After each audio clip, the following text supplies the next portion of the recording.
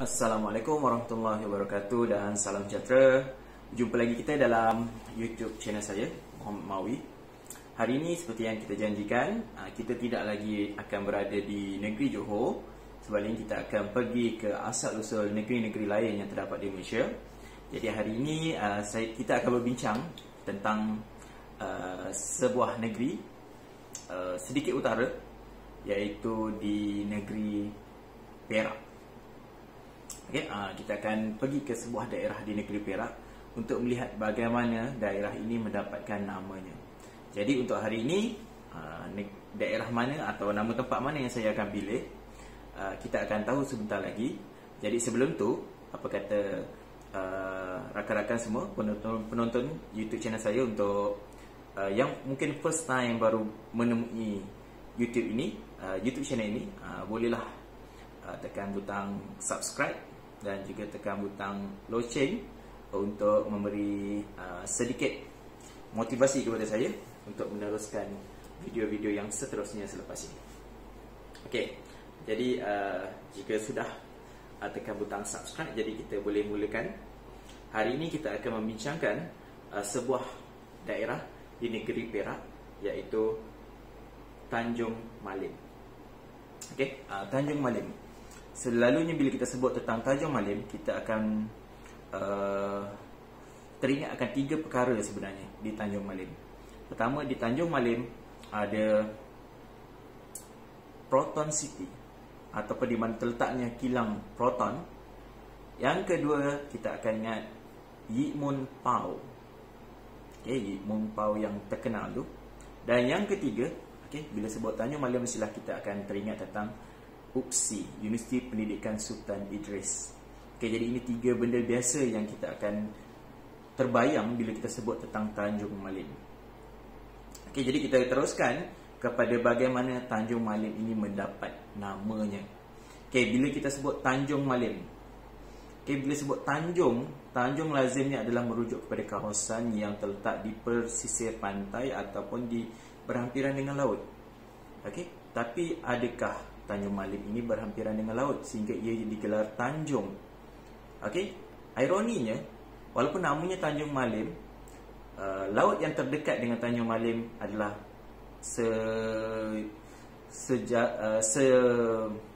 lebih kurang 40 km daripada bandar Tanjung Malim itu sendiri. Jadi bagaimana boleh keluar istilah Tanjung? Kemudian Malim, adakah ia dikaitkan dengan golongan pengembara ataupun Malim Kundang? Jadi bagaimanakah Tanjung Malim itu mendapatkan namanya? Jadi kita akan kupas sebentar lagi, kerana saya ada dua teori bagaimana Tanjung Malim mendapat namanya. Untuk pengetahuan semua, Tanjung Malim adalah sebuah daerah yang terletak di paling bawah dalam peta negeri Perak, dan ianya bersempadan dengan negeri Selangor. Tanjung Malim iaitu Perak dan Selangor ini dipisahkan oleh Sungai Bernam. Jadi kalau anda pergi ke bandar Tanjung Malim, bandar ini betul-betul bersebelahan dengan Sungai Bernam, dan jika anda melintas sungai tersebut, itu bermaksud anda telah memasuki negeri Selangor. Jadi apakah asal nama Tanjung Malim sebelum dikenali sebagai Tanjung Malim? Ada dua teori tentang bagaimana Tanjung Malim ini mendapat nama. Jadi sebelum ianya digelar Tanjung Malim, ada teori pertama mengatakan bahawa Tanjung Malim ini dikenali dengan nama Sungai Gentan. Tanjung Malim ini dikenali sebagai Sungai Gentang. Sungai Gentang adalah nama asal bagi kawasan yang dirujuk sebagai Tanjung Malim. Dalam teori pertama, bagaimana Tanjung Malim ini mendapat nama, Tanjung Malim dikatakan mendapat nama daripada peristiwa di mana Tanjung Malim ini telah didatangi oleh seorang Malim.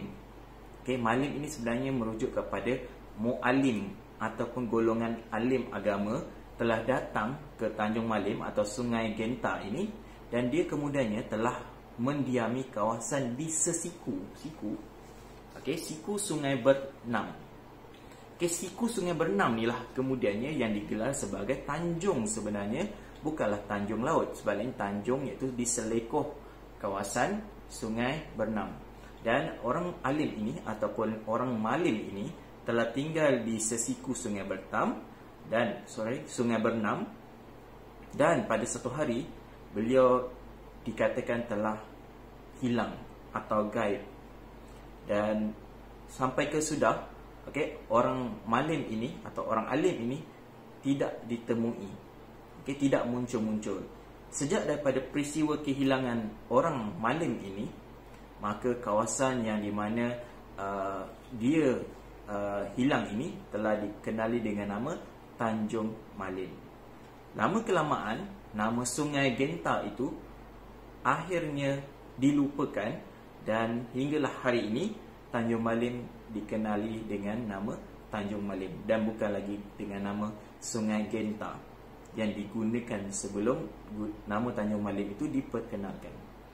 Itu adalah teori pertama, bagaimana Tanjung Malim mendapat nama daripada seorang malim ataupun mu'alim ataupun seorang alim agama yang telah datang ke Tanjung Malim, dan kemudian ia didapati telah hilang tanpa jejak. Dan sejak dari itu nama tempat ini dikenali dengan nama Tanjung Malim, sempena nama sesiku sungai itu, dan kemudiannya malim itu merujuk kepada golongan alim agama. Kita pergi kepada teori yang kedua pula.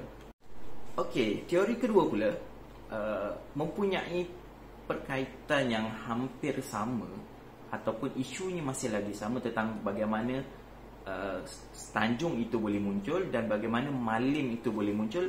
Hampir mempunyai sedikit persamaan dalam kedua-dua teori ini. Tetapi terdapat beberapa perkara yang sedikit berbeza, di mana dalam teori kedua ini mengatakan bahawa Tanjung Malim itu tidak dinamakan sebagai Sungai Genta. Sebaliknya, Tanjung Malim sebelum dikenali dengan nama Tanjung Malim dikenali sebagai Bernam. Bernam. Jadi, apa itu Bernam? Bernam sebenarnya merujuk kepada perkataan berenam, ataupun terdapat 6 orang sekawan yang datang dari Sumatera, datang ke Tanjung Malim, ataupun kawasan itu pada masa peristiwa ini berlaku, dan mereka telah tinggal di sesiku juga, ataupun di sebuah tanjung sungai di Tanjung Malim itu. Dalam 6 orang ini, yang paling alim itu atau mu'alim ini, disebut juga malim ini, yang paling kuat agama, pegangan agama yang paling tinggi, dialah yang telah tinggal di kawasan Bernam, di tanjung itu. Kemudian manakala 5 orang lagi saudara mereka yang datang dari Sumatera ini pula meneroka kawasan-kawasan lain di sekitar Tanjung Malim itu. Kemudian pada satu ketika ke-6 mereka ini kemudiannya telah menemui ajal masing-masing, dan di mana kubur bagi saudara yang paling alim ini telah ditanam di situ. Dan kemudiannya ianya telah dijadikan sebagai tempat keramat oleh orang-orang tempatan. Sejak daripada itulah kemudiannya kawasan yang dinamakan Bernam itu telah ditukar menjadi Tanjung Alim, merujuk kepada orang alim yang datang dari Sumatera itu. Dan kemudiannya ada juga yang menyebut bahawa tempat itu kemudiannya dikenali dengan nama Tanjung Malim. Jadinya kedua-dua teori tentang bagaimana Tanjung Malim mendapat nama adalah berkaitan dengan golongan alim, golongan malim ataupun golongan mu'alim. Sebab itulah hari ini Sultan Kedah telah mewartakan bahawa bandar baru, daerah baru yang terdapat di negeri Perak dinamakan dengan nama daerah Mu'alim. Dia ini berkaitan dengan bagaimana nama Tanjung Malim itu diperolehi. Jadi kita dapat dua teori, dan pada akhirnya kesimpulan kepada kedua-dua teori ini bahawa Tanjung Malim itu merujuk kepada tanjung adalah sesiku sungai. Yang kedua adalah malim itu merujuk kepada golongan alim ataupun golongan mu'alim. Jadi itu saja yang kita akan bincang pada hari ini.